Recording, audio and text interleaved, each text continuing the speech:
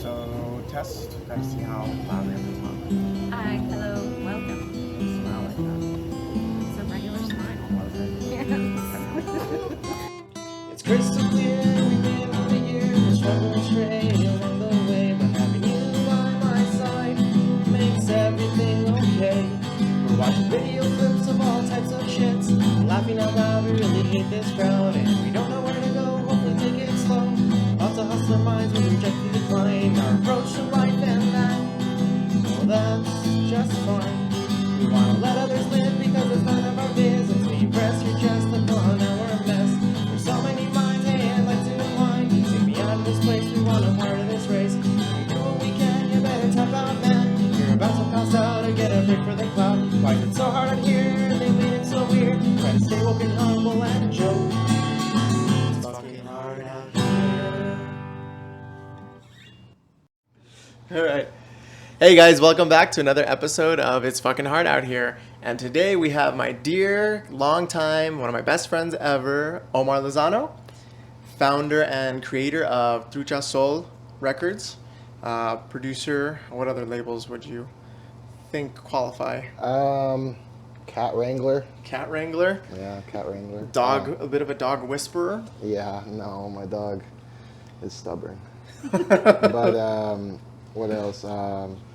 I'm a DJ, record digger. DJ record digger. I identify as a record digger. That is an archetype of our time for sure. La luna que nunca tuvo amores, que siempre estuvo sola, soñando frente al mar. Que la muerte es para los valientes, que no se comprometen con una sola vida, buscan siempre ir más allá. Ella bailaba esta es la cumbia luna, la Gallo 320 en el mundo. Caché batería desde el artillero, desde la Río. And so what you guys just heard was La Cumbia Luna by La Gallo 320. And that was produced by my good friend here. So yeah, maybe tell us a little bit about your record label and how it came to be, or where you're going with it, and how much fun and how difficult it's been.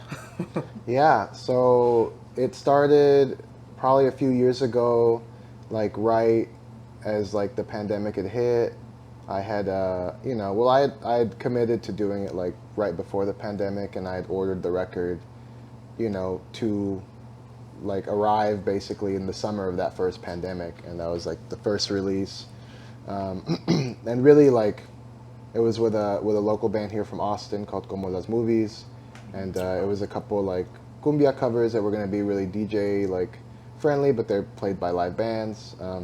So really just trying to start something off like local and good and easy, and then it ended up being like pretty successful and sold out pretty quickly and was like featured on Bandcamp. And so, during that summer, I mean, it was kind of crazy because I had to fulfill by myself and like pack all the records. Like I was basically living alone, and but it was like this weird kind of communication with people because like during that time I bought like the most records, I like sold the most records, so like people were just exchanging. Like it honestly kind of kept me going, just like the connection of like records eventually making it to your house, and like thank God for whatever's left of the post office and media mail, because media mail is like the most like like inexpensive like way you can ship something, and that's hanging in the balance always with their budget. But yeah, I guess just like that like first initial go at it like made me feel really good, and I thought about like another kind of like friend I could reach out to try another cumbia project, and that was with Príncipe Cool from Corpus Christi. And like he's part of a really cool dynasty of like Selena family, Oh, that's right, I remember that. so his dad like is A.B. Quintanilla, and great principal songwriter and brother to Selena, so like he's been in that family and Cumbia King's family, and he's just a really dope producer. So he sent me tracks like that day, and we like picked them the next day, and then we just started talking about album art, and we got somebody in Corpus Christi to do it, and and yeah, it just kind of became like, oh, well, cool. Like, how do you tell a story through a 45, like, of a place? I mix what I know about like place branding, and like just branding in general, and like, working to create like a feeling and like expectation from all the records. And mostly it's that there's a story behind each one, that there's a place behind each one, and there's like, usually the artist, producer, people we partner with, the artists will be from that place. So it's like kind of like a documentation of that time through like just a 45. So Right. Yeah.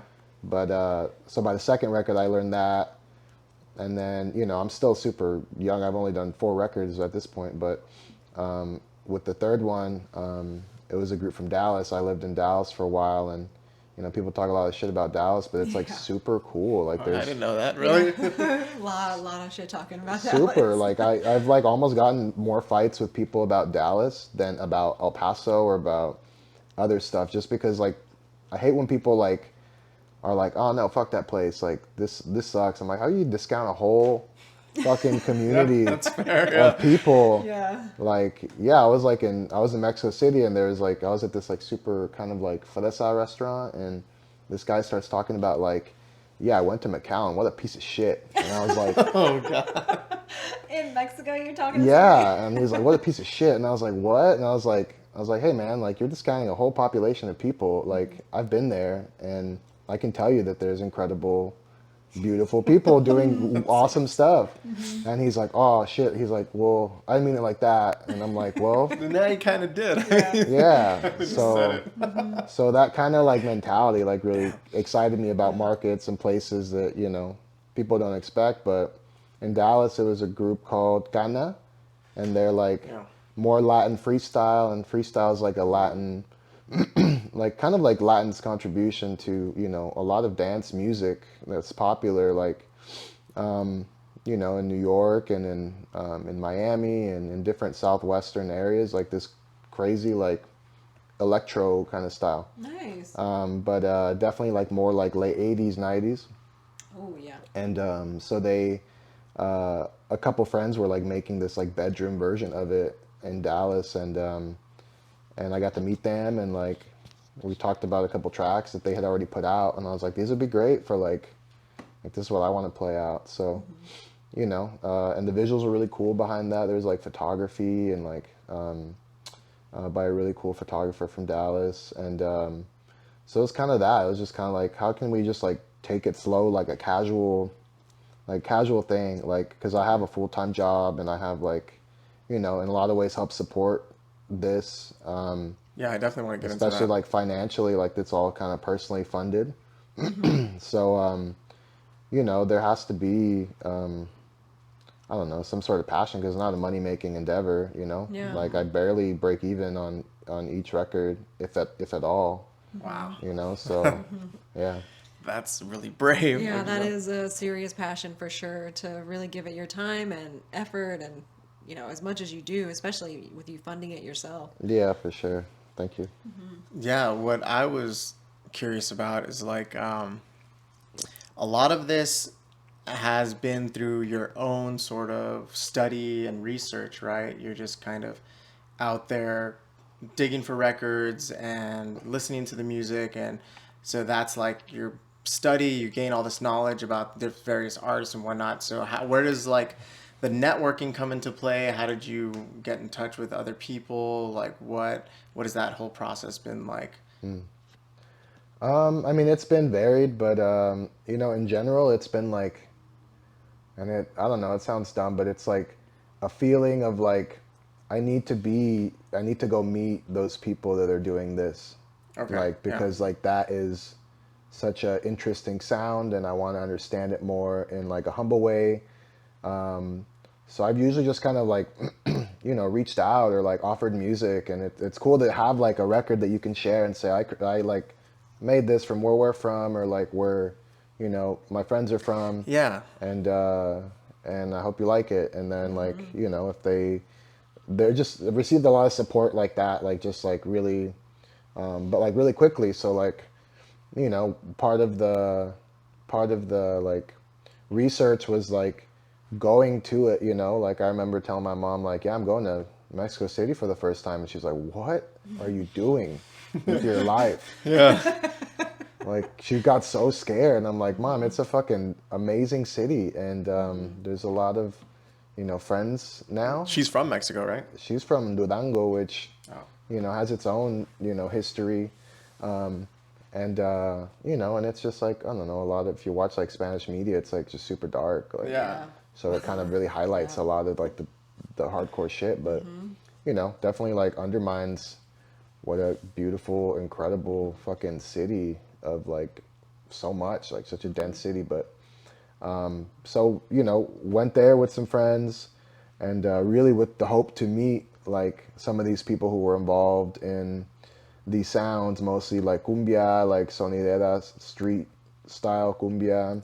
Remind me again, what the sonideras? What exactly are those? Yeah, so sonidero or sonidera is like they're basically like the sound, like they're basically like the DJ of a neighborhood or an area or of the city. You know, they'll often have their own sound systems, you know, different kind of pieced together pieces, some custom made, and yeah, they play on certain turntables and they play a lot of cumbia, tropical music. Salsa, like just a lot of different kinds of Latin music and some American music. I mean, there's like Italo disco, sonideros from like the 80s and stuff. Okay. So And so that's kind of what you're doing right now too, right? You had some equipment shipped over here from Mexico. yeah, And it says like sonidedo on it or something like it that. says sonido trucha sol. Sonido Trucha Sol. Okay. But yeah, that system, that was sort of like a part of that journey, I guess. You Yeah. know, like of like meeting people and then getting like, you know, like really like wholeheartedly like supported in that process, and you know, being able to start playing gigs over there and like, and also meet some of the like the elders. And Yeah, that part's really interesting. Meeting yeah. like the pioneers or just like the OGs. Yeah, and also the connectors, like, you know, like the connectors are really like important. So like for me, it was like, um, uh, so Joyce Musicolor, who's like just a really important figure in that world, and she's a great connector and was raised by sonideros and sonideras and she's from Iztapalapa, and so she's been super supportive, as well as a bunch of others. But you know, one of the elders I met was introduced to me by her as like that's her mentor, that's her like father. You know, Okay. she learned how to build sound systems. So she took me to his house with Gacho from Son de Don Pepera, and we took the train and yeah, we like walked into that area and it was cool. Little house, little studio, but like it's all like his workshop, Yeah. and it was just dope. Like he had a bunch of pieces and a lot of like vintage like trumpets, like that style, like that old style, like very much like what they call trompetas, and with like drivers, and they hang them like modularly in a space. So a okay. lot of like outdoor parties, and Yeah. Yeah. sometimes like I mean they have like up to semi trucks full of it. So they go and they make this big production, and you know, often for really really cheap or free for like, or for, you know, celebrations, and Yeah. like a big fixture in like the community of you know, of that world, you know, and public dance and public space, you know, and that's so that was kind of the inspiration of it's like, you know, in the US it has its own challenges and permitting and stuff, which I'm like Okay. kind of regularly bummed with, but there's like still, you know, the desire was to bring over like that culture and adapt it for this area and this community, you know. So he really helped. Sonilo Pato is his name. He really helped help me understand like how, you know, things fit together, like how to put, you know, how to fix amps if they, you know, if they have Right, problems, yeah. and you know, and that was like a long process because like, you know, I speak Spanish well, but like also like we're talking The about like technical things, pieces, and Yeah. he's like, it's I'm like, he's like that piece, and I'm like, well, what's it called? Wait. And then so it was like a lot of like kind of like when I was first there, he showed me. They told me take a video so you can do it at home, and I was like, yeah, like I don't know. I never thought of myself as like a technical person, and then I saw him do it, and like for the first time, I like understood like how to do something like technical. I've always been like terrible with cars, but it kind of just changed my perspective of what I'm capable of because I watched him do it and I understood it and I took it home and I had bought in the turntable that was like almost new from like the 50s. Oh, And it's crazy. this Garrard 88 and with the hope that like one day I'll put a hand in it and we'll see what happens. And I don't know, I've like fucked up a lot of music equipment over the years, like trying to, Yeah. especially stuff that's like more electric. But this was like super logical. Like it was like just like it's a machine, like a really efficient like gear machine. And like so, he showed me how to simplify it, how to like take out the automatic mechanism and put it back, and how to change the pitch. And like the way that they change the pitch is like grinding a motor cone that spins a wheel. Oh, crazy. So So, it's all like- like analog, really, just down Yeah, to and then you have to like take out another piece from the gear spinning or from the wheel, and then yeah, it just like simplifies the mechanism that you go in between like pitch, and like that's like super like that technology at that time didn't really exist to go in between. It was always like you have like why would you want to go in between? Like there's certain speeds of records, the. Oh, okay. so it was really like an experimentation and really changed the sound of like that whole city, like the way it's yeah. performed, the way it's Yeah. recorded. Wow, that's crazy. Yeah.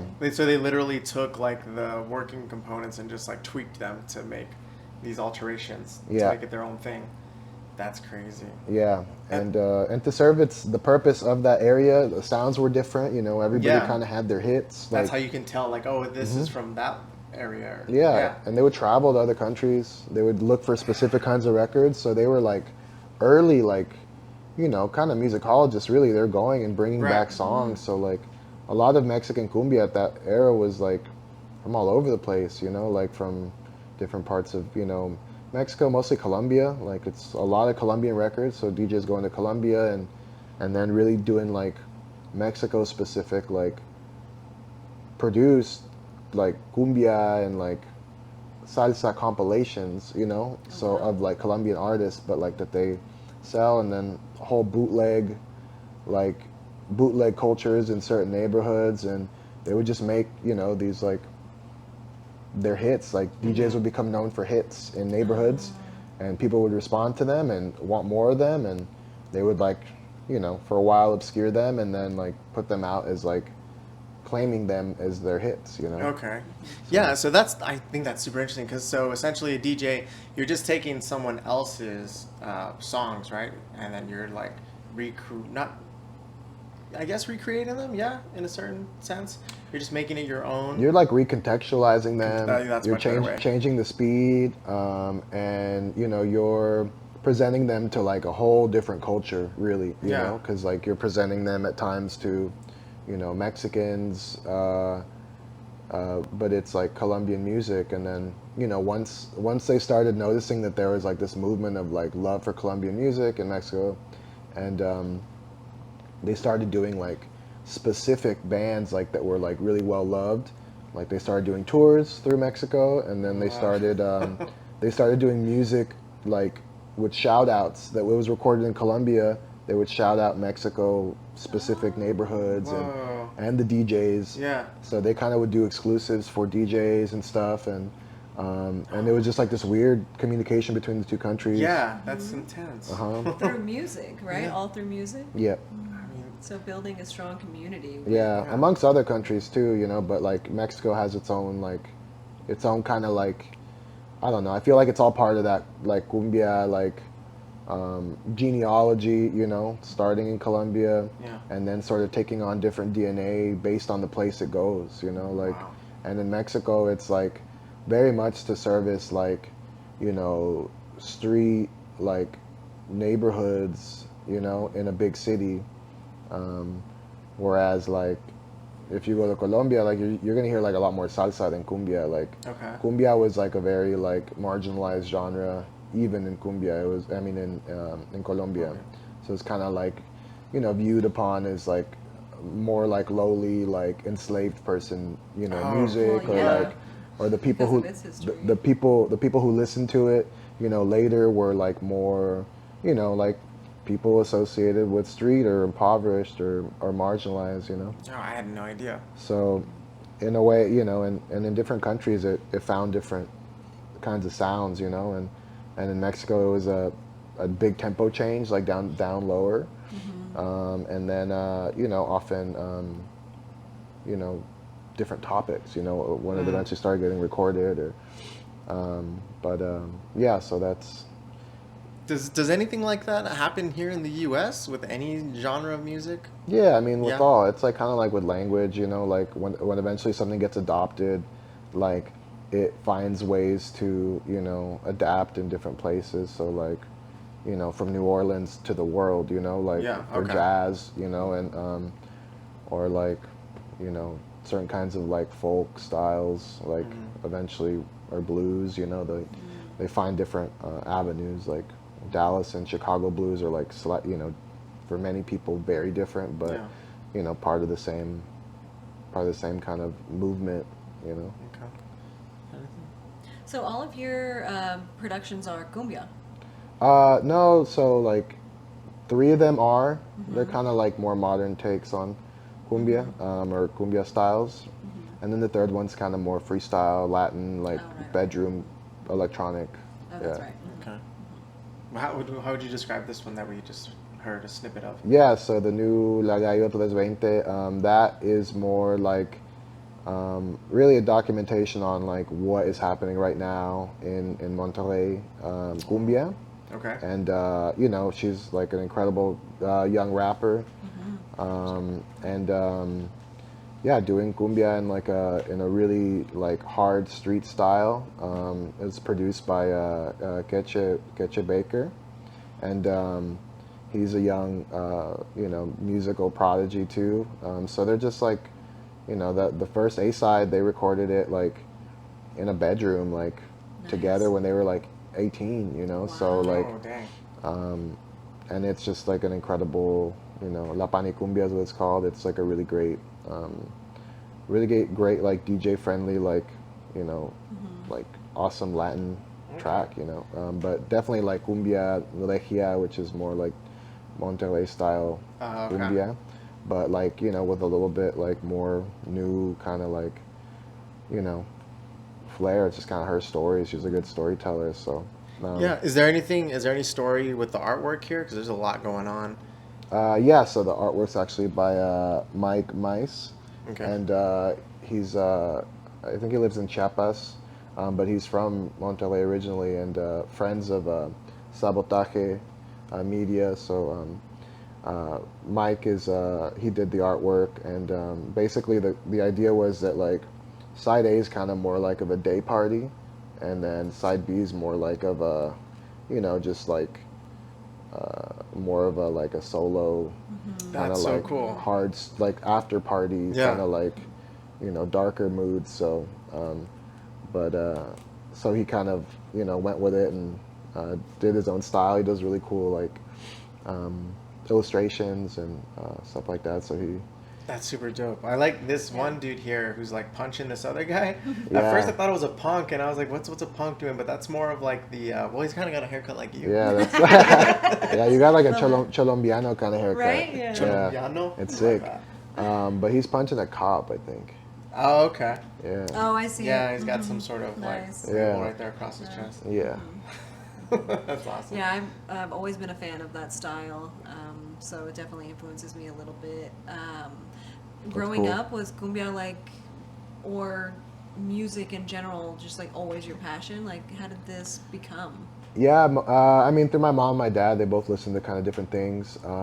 Like my dad, more like classic rock, like kind of brown-eyed soul, like lowrider music, Yeah. and then my mom like more disco and cumbia, and just kind of like Tejano.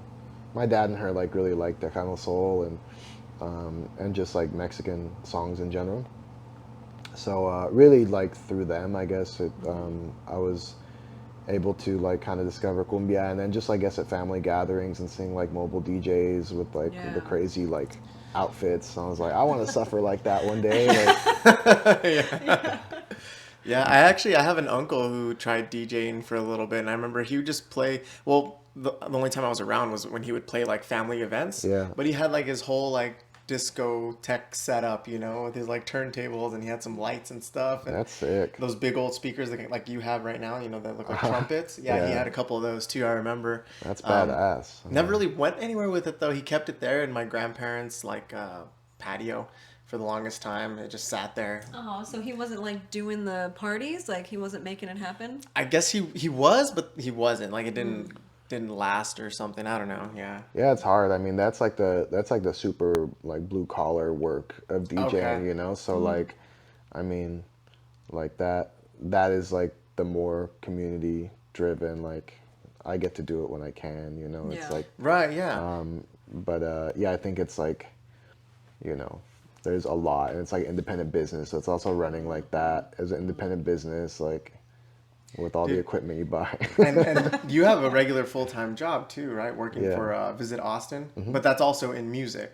Yeah, so I've been working like in kind of music events, festivals, and branding like since maybe like I was like 19, and really just found a way to just kind of marry the love of music and just kind of building out music experiences and at festivals or at in this case with this job, it's like building out Austin experiences in different parts of, the world or different parts of the city. When did you first realize that music was something that you were going to really dive into, and you just started paying a lot of attention to it? I remember a time, at least around our college years, you like had disappeared for a long time. I wouldn't really see you that often because you were always like doing something with music, whether it was just like hitting up a show or just working on your turntables at home or something like that. But Yeah.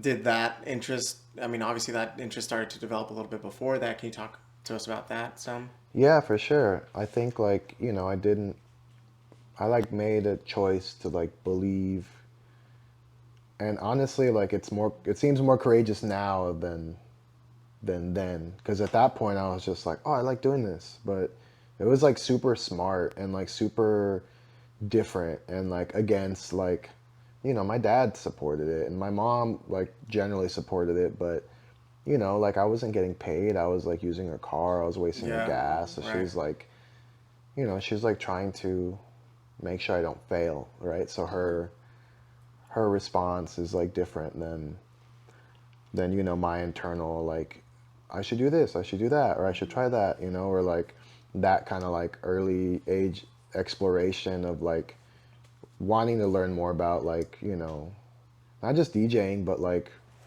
why people gather around music and like what makes people like me or people that like look like me or my friends and what they listen to or what they produce, how can I learn about that? How can I learn about events? So when I first started going to festivals, Yeah. it was very much like, of course I was going for the music, but like in a lot of ways I was like, it was like a great study in how people gather and how to, really also how to manage people and like how to keep people safe in events. So it became an interest in like DIY events. So like I know during that time, during like early college, I was doing a lot of like DIY, Yeah.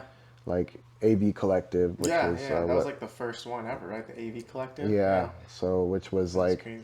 a desire to make like an audio visual experience Yeah. with one projector, but still with like weird bands and like Did it, dude? All you guys were getting together, like all our musician friends, and just like, hey, let's just try to put on this show. yeah. Oh my And gosh, I want to know more about that. Yeah. I mean, there's video of it. You can even cut to that video. Who has it? I don't know. have it. I have You it. have it? Uh-huh. You gotta send it Oh over. yeah. Yeah, I have it. It's the one that Jared took. Just and- clip it in. Yeah, Oh. it was like a big like team partnership, I think, and that Yeah. was like, just from like friends, and that's what made me realize like, oh shit, like so many creative friends, like we might not all get along, but like they're all gonna do this for like the rest of their life probably in some shape or form.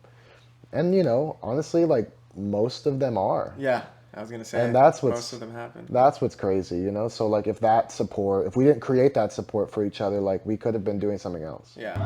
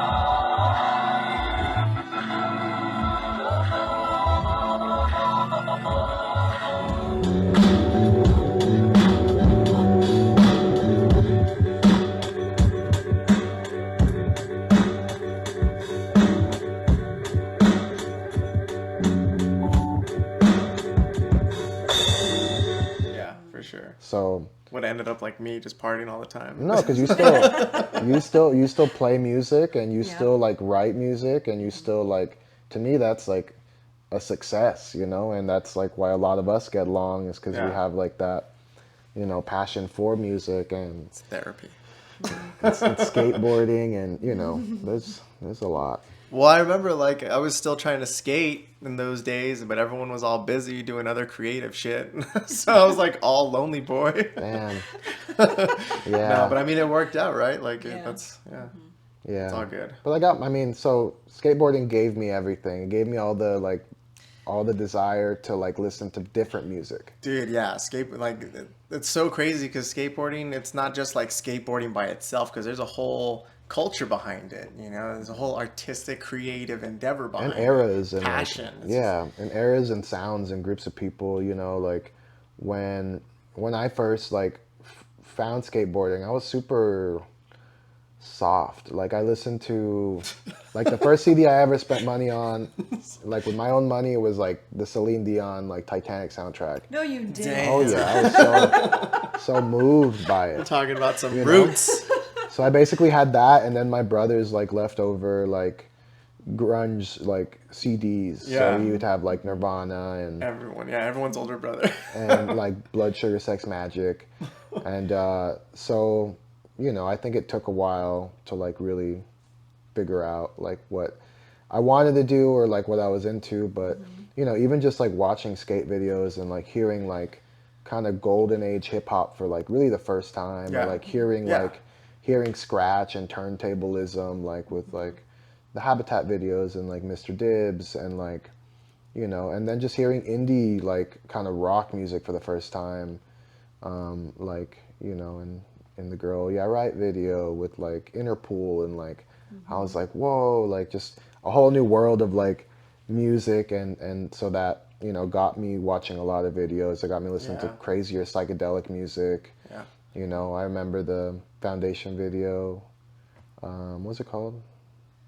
That's Life. That's Life. Yeah. It just starts with like King Crimson, like Courtly. Dude, like, so many of these videos, like if I go back and watch clips from them, I didn't realize it at the time, obviously, but I'm just like, oh crap, that's so and so or whatever, you know. Like now I know of the bands and the songs or whatever, but I didn't realize. Like that's where I picked it all up from, was skate videos. That's where I picked it all up from. That's why like people every time they ask me, I'm like, go back to those videos. Yeah, like, I have the parts like playing in my head as the song's playing. You know, I hear it somewhere on the radio or whatever. And then that made me like skate to music and like, you know. Oh yeah. Yeah, that's what got me by in those lonely days when you weren't around. You were neglecting me. Yeah. I would just like put my headphones on and listen I'd to go music. skate. I'd just go skate alone. No, yeah. Oh, you skated alone too? No, yeah. I didn't. You didn't? No. Even to this day, you've told me, you're like, if it wasn't for you, I probably wouldn't go skate anymore. I wouldn't. That's because it like doesn't matter like if I land something and like you don't see it, you know, like it doesn't matter. Like it feels like I see what you're saying. It feels like I didn't do it. Like I've built like an unhealthy dependency on like skateboarding with you. Someone has to see it in order for it to No, be No, significant. you have to see it. I have to see it. Yes. Okay, yeah. If you don't see it, I feel like I didn't do it. I'm I mean, like, it's still fun to this day. you're like my man. skate wife. You're my skate wife. Yeah, yeah. Yeah. Oh, that's hilarious. There's some content out there now where people are actually like skate Really? wives. Yeah. It's and then super Oh my funny. gosh. They talk I haven't about seen going that. to the skate parks with their husbands or boyfriends and how they just like sit on the She sides, just drinks wine and like talks shit at her boyfriend. just record them. Because like, sometimes you'll try a trick for like 100 tries and it takes like an hour sometimes, and everyone else is just like waiting for you to do it. Yeah. Unless they're skating too and they're super stoked on you landing it, it's different. 'Cause Yeah. She's like, we were supposed to go to Home Depot today, but apparently he has to try this switch crook. yeah. And then when she's like, amazing. "Oh, is that an overcrook?" He's like, "It's not an overcrook. Those don't even exist." It was like he just goes off. She's like, "Watch this. Like they know how to get under their skin say now. something wrong on Yeah. purpose. It's a whole thing. Yeah, it's hilarious. That would aggravate the hell out of you. But I mean, maybe yeah. It's funny, but also you put up with it because somebody films you. You know? Yeah, of course, Yeah, exactly. The skate wife dynamic. And I mean, but that's how it is, even with the pros, dude. They're like out there for hours at a time just trying one trick, and then it's just for like a 5-second clip. Yeah. I think in a lot of Yeah. ways, like skateboarding in the 90s, like wasn't as like dope as we thought it was. Cause No, like, right, Because yeah, like I know exactly 'cause what you mean. You go back to like the actual like, like I mean people do stuff like, what's his fucking name? I don't know, but you go back to like the videos of the early competitions and they're just doing some stuff like, ooh, I could do that maybe. Yeah. And yeah. then like, but they're trying it, Right. And in the clips, like I think it got like consumers and other skaters like used to the idea that like it shows some people like getting hurt and stuff, but for the most part, it just shows like successful tricks after Yeah. successful tricks. All the time. So I feel like that changed like perceptions, and so I bet you sometimes 100%. I bet you like when kids see like pros skate, like even now, I mean, even like when we saw like the clean team, like Massive. they're Yeah. doing like dope stuff, but you were just like, damn, they're still trying things Yeah. Yeah. like for a while. Constantly, yeah. Yeah, I definitely have that in my mind that like they're just constantly skating so well. Yeah, I think that's what it is. It's just like the perseverance to just keep falling and falling and Yeah, it's rough. I used to think that like that made me a little tough boy, but nah. Once I started doing jiu-jitsu, I'm like breaking every time I roll. So Yeah. it's like, oh man, this is way harder. yeah. But no, yeah, I mean, there's still like for demos, lots of kids will show up to watch these pros do their thing. We went to the Nitro Circus that one time here. Oh, yeah, Remember? with Yeah. him. And like they're still pulling stuff off, like consecutively and continuously, but yeah, once in a while they just like there's the one trick that they can't get, and who was God, I don't remember his last name, but it was Tyler, one of the team members from Clean. Oh, I can't remember his name. Tyler Pearson. Tyler Pearson, yeah, and young dude, up and coming, super nice guy, and he was getting a little frustrated because he couldn't land like this switch trick on the fun box, and then he like apologized. He's like, "Sorry, man, I'm usually not like this." I'm like, "What?" Yeah. I'm like, dude, you're doing fine. Like And that's you're a like, "I'm hard always trick. like this." Yeah, I know. I lose my shit immediately, and you're Yeah. like keeping it cool. And he was like showing a little bit of frustration, and he was just like, I'm usually not like this. Oh, I'm sorry. But you've even seen him like in the last like 2 years since then, right? Yeah. Like just like, yeah, through like obviously Barrick support, but just be like such a killer skater now. Yeah, dude, just up and coming, like madness. I don't know. And then like I know he has a wife and they have a new child together. Well, the child's probably a little bit older now, but that's really cool. I can imagine how hard that is for him, just like having that new life, but then he has to like financially support it as well, and just have the skateboarding thing is what he's doing. I'm sure like other gigs Oh, that's and right, 'cause we had it, sponsorships, yeah. but yeah, dude, I know he had mentioned on his Instagram right after we had hung out with him that time, he had said something along the lines of like how much he misses his family, and it's hard, being out on the road all the time, but he's got to do what he has to do because that's how he's supporting them, Yeah. And luckily his wife supports him. It's just, yeah, it's not all like going back to like it's not all glamorous, like we kind of perceived it. If you're single and young though, then I think it is the way that we had perceived it because those dudes are just like that's the party. glamorous stuff. Yeah. But we've seen dudes even like completely lose it too, like the Piss Drunks crew. You know, like those guys went too hard and they ended up going through some rough patches because of like their For sure. partying Well, I problems. mean, yeah, they were a party crew who skated, Yeah, but they were all like single, you know, didn't have any other responsibilities other than just like throwing skateboarding. up on each other. Dude, they would skate like literally piss drunk sometimes and just be like, "Yeah, I think I can do this," and they would just go do it. And you're like, what? Yeah. I remember the first time I tried skateboarding drunk. You know, we were like of age and we had gone to the skate park, and I think I was already starting to get into like my alcoholism for sure, and I just wanted to be drunk all the time. And I skated drunk. It felt fine at first, but then I got too drunk and it was just like impossible. I just Yeah. couldn't do anything. And you stop like protecting yourself when you fall. Yeah. But somehow you fall better. You're just like, Because you're a little looser, a little bit more relaxed. you just roll and you're like, ah. Yeah, you just like fall into it. But then it's like a weird, different kind of exhaustion. You Yeah. know, it's not like a sober exhaustion. You're Yeah, like it's drunk true. and exhausted. You're just Yeah, like, and crashing. I'm gonna die. Dehydrated. Yeah, it's rough. And a lot of those dudes out there, you know, that's kind of part of the culture too. One of the uglier sides, in my opinion, I don't know, where dudes are just out there at the skate parks, kind of just hanging out all day, getting drunk. It's sad. Drinking the hard sweet tea. Yeah, or like those it extreme called? drinks, dude. No, like like Four Locos. That's what's Yeah. up. Yeah, they're Oh getting my sauce on those gosh. high gravity Yeah. sugar bombs. Or keeping it punk and like drinking 40s of some kind, like Fuck. Mickey's or something. I can't drink that malt liquor anymore. No, God, no. I mean, I don't drink at all anymore, so I can't That's imagine. true. That's true. I wonder. Sometimes I do wonder what that like first taste would be like, because I know as a kid I never liked alcohol. Period. You know, it was always Yeah. disgusting. Uh-huh. And I wonder if that would be the same sort of reaction now, if I were to take a sip. Because your Just a little, taste buds just are a little different? taste. Yeah. I mean, it would be like maybe extreme at the beginning, but Or I would fall into a state of euphoria and then just like lose my shit again and start know. spiraling. yeah. I mean, I like the taste of like different light beer, and I like it just cold now, and you know, cocktails like whatever. Like I'll have it's like a ranch water. I just like refreshing Cocktail. beverages. Yeah. No, yeah, that sounds nice. When And there's people like talk about it that no way. other choice Yeah. in this Yeah. state. Yeah. You got a bubbly water right there. What else? Well, that's what I'm saying. I mean, I drink this, but Well, the ranch water has bubbly water, right? It's Yeah. a soda. I had like a lemon. It's like a lemon spritz with like soju. Oh It's yeah. like that's it. That's it. That's the one. That's the Is one. soju? It's like a vodka or what is it? Yeah, I think it's like a spirit from Japan. Yeah, But it's okay. like not as like crazy as like vodka. It's probably like I don't know what percentage it is, but it's probably like half as. Like you can just drink a little bottle like that. I mean, yeah, that's kind of the way to do it, though, right? I mean, you should lower the content. I mean, Well, it yeah. seems like the people that are interested in drinking are like, I want a high content because, Right. you know, there's a purpose in it. That was me. That was the only reason I drank. Or efficiencies if you need, right? So Yeah. like if you just need to buy something that just, I think that's where it gets just like dangerous and painful. Yeah.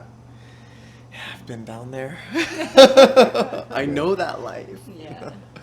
But yeah, so, God, where did we leave off? We went on a big tangent. Yeah. I want to know, like, a wild story that y'all have. Me and Joey? Yeah, like a really memorable one. Ah, Like good or It bad? could be bad. It Like could be regretful? I'm just kidding. Maybe I one don't of, know. like, super joyous and one of, like, super struggle. okay. Well, I don't know if there was necessarily a struggle in any of it because we were just hanging out. We were just having fun, Yeah. you know? Yeah, I It's not think- like we were striving to become pro skaters or anything. Oh, maybe you were. I did. I actually had that thought. I was like, so was skateboarding also like a passion that you thought that like you might succeed in as well? As, I like, just always DJing? wanted to do it, and I Yeah. wanted to keep doing it. And I mean, I wasn't like just like blind enough to know that I didn't like have it, but I like loved how I felt doing it, and I loved the style, and it was a big part of my personality for a long time, and sort of still in the way I dress, but. We ain't no posers. Or I'm not a poser, bro. So I don't know, like as far as like memories.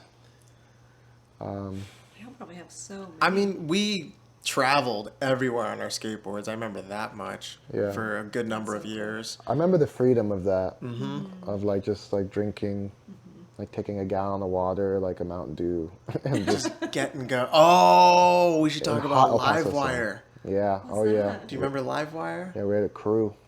You had a crew, and it was called Livewire. Yeah, it was Yeah. based off of the popular Mountain Dew SKU that came out called But- Livewire. But it's because We drank it exclusive. Well, I like Code Red too, and I like Baja all the Blast. Mountain We were Dews. early adopters to the Mountain Dew flavors. They had just come out. Yeah. They were experimenting, Yeah. which now I understand that they were experimenting flavors because they were all coming out fast. Yeah, we're just all. And that orange one though, Guinea like pigs. really got us hyped up. It was, but you specifically, you're always trying all the new flavors of everything out there. You're I just like, was. oh, I gotta try this. I Yeah. gotta try that. Like Yeah. everywhere we went. I was just I was just a sheep fan. I still deal with mineral waters and like with Yeah, see. different like beers and stuff. Yeah.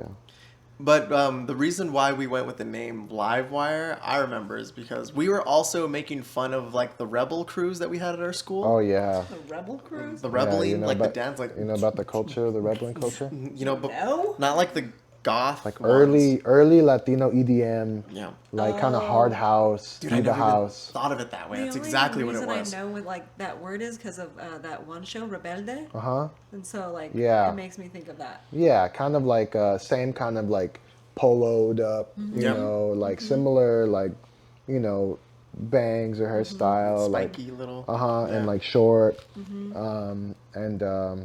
just like all attitude, just tweezed eyebrows, Yeah.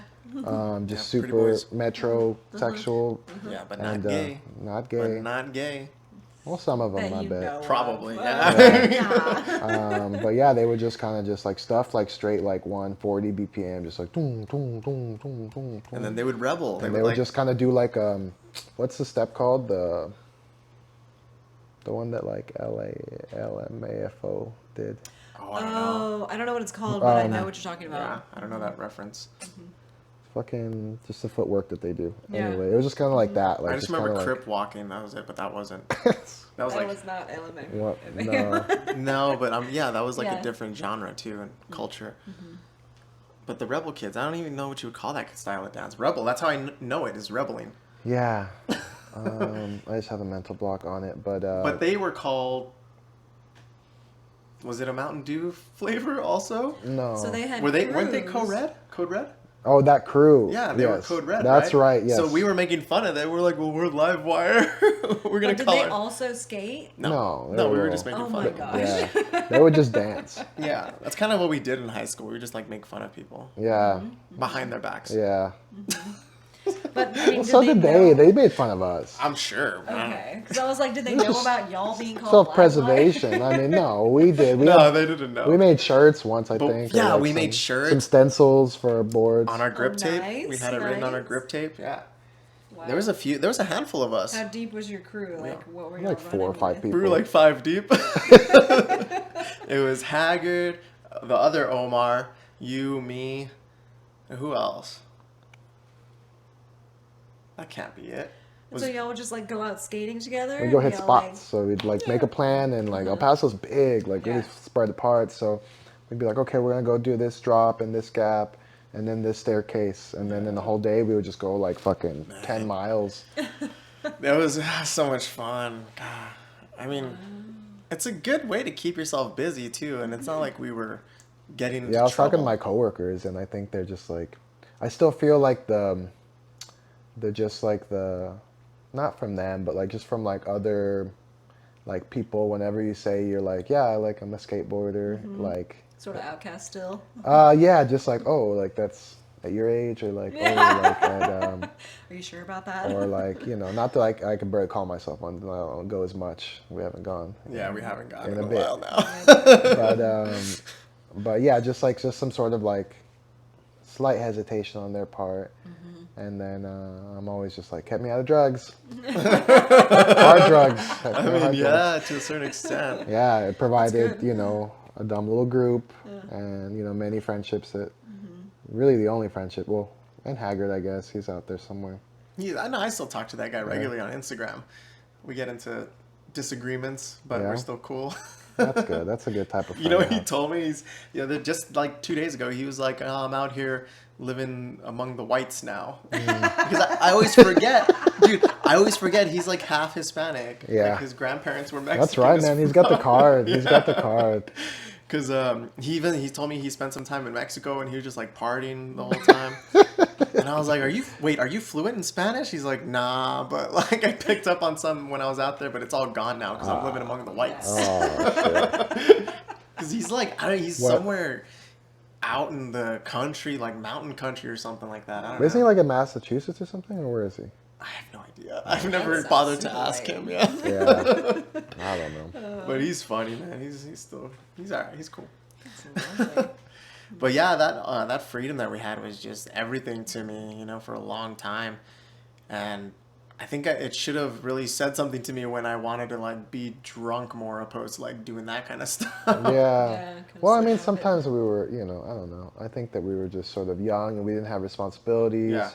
And like, really just exploring this like big weird city of El Paso. Like I remember just like, even like our longboard, I guess, missions. We like got I- into longboarding. Yeah, which we'd go further out. So we'd start be like, okay, we're going to go from like east side to downtown, which Yeah. is like fucking probably like 13 miles. Wow. Yeah. Because and- now, Trekking. you could go faster and like over rougher terrain, you know, slightly rougher terrain. Yeah, but yeah, basically going across town and like just, I remember skating like some of the old parts of El Paso and like Montana Street in the hills. Yeah, Like just like closer. really discovering our surroundings, you know, Yeah, exploring good. them, hanging out in ditches, you know. Yeah, yeah, for sure. Yeah, and we weren't the types to like vandalize or anything really. I'm sure there was. And see, couple skateboarders instances. had like that bad rep, like that y'all were gonna be messing things up. Yeah, well, there was always kind of different ones. What I liked Yeah. about it, about the crews is that there was always kind of like just sort of like diverse crews. Like everybody had their own style and somehow they all skated together. There's like kids who liked hip hop or like kids who were punks. Yeah. There's like weird art kids. Yeah. I wanted to be like a weird art kid at the point. Yeah. But- And then when we hit high school, I started to realize, oh, there's a lot of like jocks that skateboard too. Like we had a few of those. And they're dope. And the other crews, the other skate crews, yeah, I was just like, what? All right, this thing's like reaching out to everyone now. I Yeah. can't believe how many like skaters y'all had. Like I couldn't even identify the people that skated in my high school. I mean, I was Yeah. really secluded, but Nah, we were most of them. There was not another choice, I don't think. Yeah. Or I guess no, there was like the stuff. There was like the super druggy ones. Yeah, and they were always like they were more in like graffiti and they were doing like crazy shit. Yeah, there were some like rougher Like crews for sure. that brawling were- and brawling in public parks. Always getting in fights, dude. Like, but they had like legit tagging crews too, like where people were grown adults that were part of their crews too, you Yeah. know? And they're just like hanging out with these like 12, Grown 13-year-olds. adults? Yeah, dude, like just people who got out of jail and shit and Yeah, like hardcore fools. just fucking beating up kids, dude. dang. And I remember like because we knew a lot of them. We were cool with mostly everybody, and we'd be at the skate park, and then they'd start some shit with some random guys at the skate park, and we would just be like, "Nah, we're not part of That's not this. part Like, of us." Sorry, that's not us, dude." Yeah. Which is really funny. Like whenever you mentioned the brawls, I was like, wait a second, you're dogging that? Y'all put on fight nights. Yeah, but those were Controlled Those to were an controlled. extent. You know, that's different. Controlled teenagers punching each other in the head. honestly like considering like all the tension that had built up. I feel like everybody that fought basically had some tension. Like they were just like it was kind of random, but everybody was like just I need to go with that dude. Like Yeah. they had something going on. yeah. Had a little unspoken. In the future, it made sense. Rewatching it, I'm like, yeah, dude, they had that thing. They were beefing a little. I don't know if we had any beefs per se. Well, there was definitely like one couple that definitely had. But a also, beef. we all knew each other. You know, it wasn't like a huge school, Yeah. and I feel like there was just like sort of like friends that you had, you know, in the past or in middle school, and then they're now part of another social group, and then you're still kind of cool, but when they come around, they're like different, you know. Oh yeah. So there's like a lot of that shit, and like Dude, I was telling her about it just recently. crew like, against crew. Yeah, like the episode where we interviewed me, I had mentioned that like kind of in a subtle way where, you know, I had this group of friends in middle school, and then that whole thing went down where they started calling everyone into the office for weed, And then so I had to stop hanging out with that group of people. Yeah. And then that's when like I started hanging out more with you guys, and then we developed our little social group. Damn, yeah, you would have been a bad boy if you. Well, no, see, I don't think I was telling her, like, I don't think they're bad people. It's just some of them did not end up so well, though, unfortunately. Yeah. And specifically probably because of that particular event that occurred, because Yeah. they got caught and in trouble, and then Yeah. they got sent to, like, alternative schools, and the rest is history, dude. Like, Wow. Yeah. Even And I was a such good kid back then. I was a very good kid. yeah. I was just kind of like lightly mischievous, but I wasn't a Yeah. bad kid. And I was He always a lucked good out. kid, too. No, he was an angry little boy when I first met him. Nah. He was Really? mean. Yes, he was. No, see, I was a 'cause Christian. I was about to say, because he He was told an us, angry you know, Christian kid who had just got busted.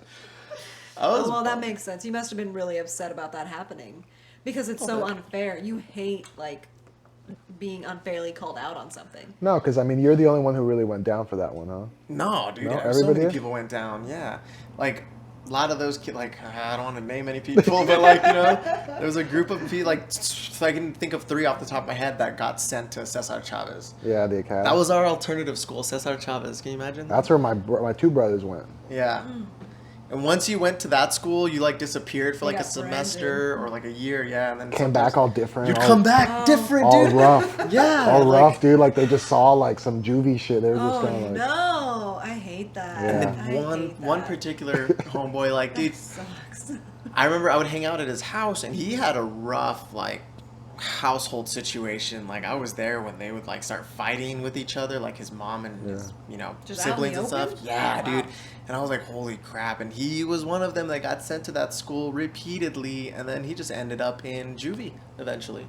And Oh, like, it's a thing. Like Yeah. they're doing that shit on purpose. It yeah, it's a sucks, cycle. man. They don't have like this, the services, or they're struggling for resources, and just makes it prime to just fucking. Swoop up kids. it's just not right. They need love and attention, Exactly. guidance. Sucks.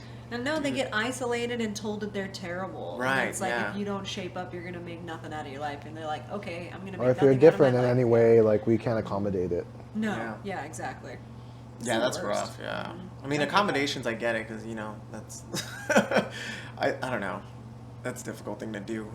A lot of the times, yeah, Yeah. because you need like for some individuals, you need very specific like. No, heavily but by focused. state, if they go to a school, like you're entitled to get accommodations for them, and to make a plan that gives them accommodations, like like in that respect, they are entitled to Yeah, reasonable accommodations. yeah, Yes. and it's a lot of work that goes into it. Too, Oh, yeah? because I mean with your.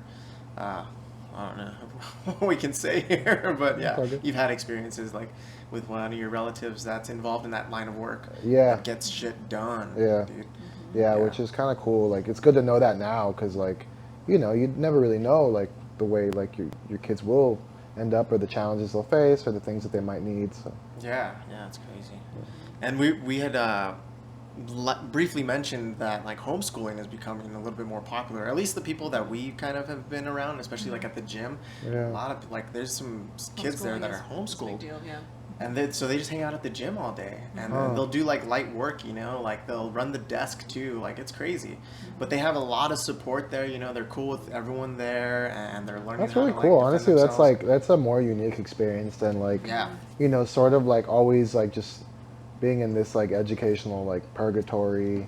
Like I don't know. I think like public schooling exists to like make sure that like it's important, because children do have rights, and they do have the right to like a good education, and a lot of times people can't homeschool because of like their economic situation. Yeah. So Right. Yeah. but it's still like super, like it's still it's good that it exists, but like obviously like we've all had public school experiences, and like really terrible ones, and like really unsafe ones, and like Yeah.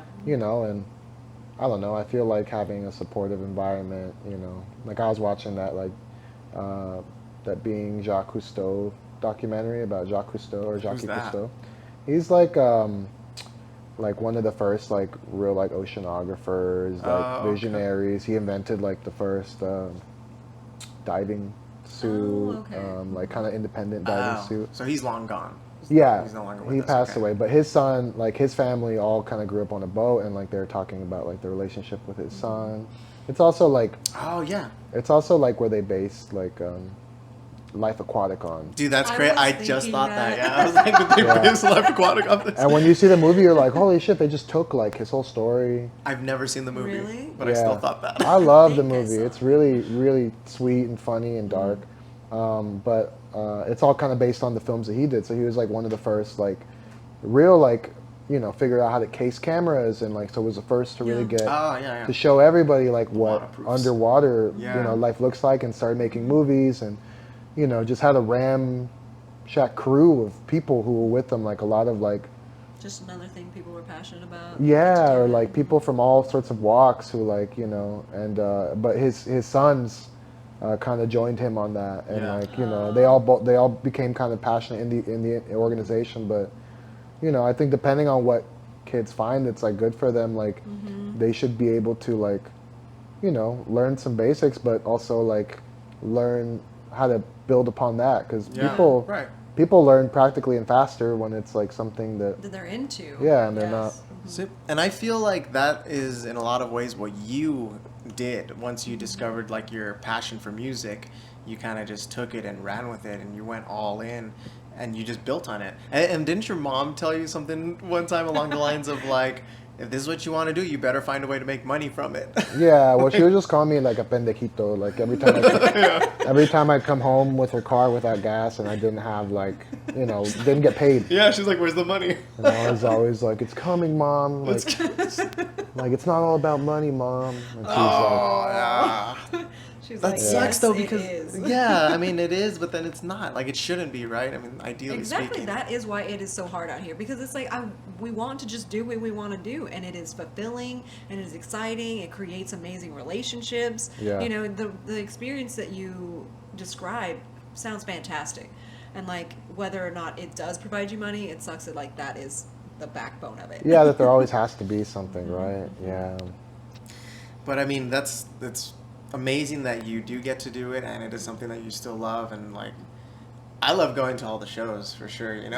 Being a part of it just by Yeah. participating and like Yeah, seeing all the things that you're producing. It's amazing, dude. I'm always so proud of you, all of your It is accomplishments. so much fun. I mean, Thank besides you. being like a little kid, I think one of your shows was like the first cumbia I went to. Oh, very good.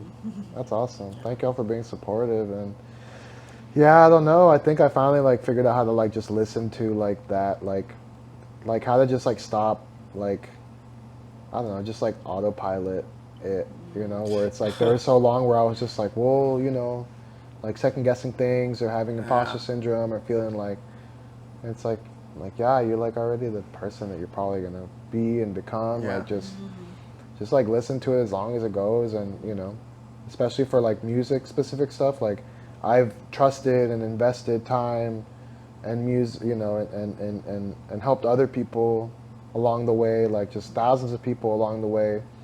And I think that like you should be able to like, I don't know, just trust in that, that like Yeah. that's all like really positive like things, and sometimes it won't come your way as you want it to, but like I love the label because it's casual. I can pick it up whenever I want. Yeah. I can like take a rest from it whenever I want, and like yeah, I'm just seeing where it goes next, and Yeah. and hopefully other countries and other exchanges. I want to learn about other people's music, sound systems, like and exchange music. So that's the goal. Hell yeah, dude. Yeah, I cannot wait to see how much further you go and all the new things that you do. Thank you. I've enjoyed every single thing that you've done. Yeah. Absolutely, Thank you. dude. 100%. Yeah. Thank you for coming on and doing this for us. Thank you. Yeah. Hopefully you can get the word out. Guys, you can check them out at on Instagram at Trucha Soul. You're also on Bandcamp, right? Yep. Any SoundCloud projects? Yeah, Trucha Soul and everything. Trucha Soul. Check them out. All right. Thanks, guys. Later. Like, subscribe, Bye. comment, talk to us. Tell us what you think of Omar. I gotta remember that. I always Tell us forget. what you Like, think of me. Talk shit about us, not about Omar. No, you can talk Yeah, to don't do it. Oh, you can talk shit. Okay. All right. Later. Fucking hard